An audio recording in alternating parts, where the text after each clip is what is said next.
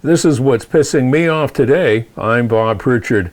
Well, there's been a lot of talk over the last couple of months about possibly changing governments here in Canada. And I know that Carney was just elected as Prime Minister, so he's going to be there for a while.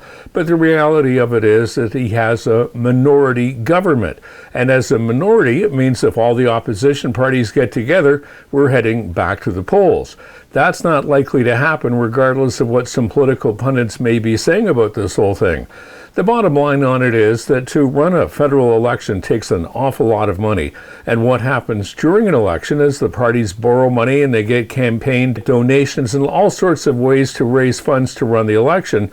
But at the end of the election, generally speaking, they're seriously in debt. Now, the parties who suffer the most with the debt load are the smaller parties, the Green Party, for example, or the NDP, or heaven forbid, even the Liberal parties could be facing a few financial challenges along the way. So my bet is that we won't see an election for at least 2 or 3 years, and that'll give us all enough time to figure out what Carney's all about.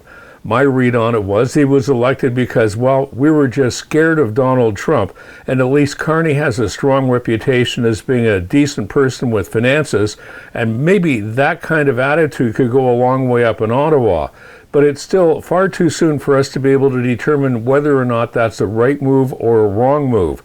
I'm kind of watching with interest to see what happens after the next election, because I don't see there's a chance this side of anything of Paul Vier taking over as Prime Minister of this country. And I would think that if he loses another election, it will be so long, Pierre, and hello, somebody else. And the question is, who would that somebody else be?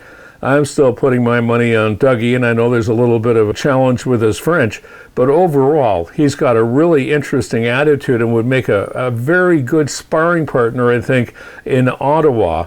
But that's a long way down the road, but regardless, that's what's pissing me off today. I'm Bob Pritchard.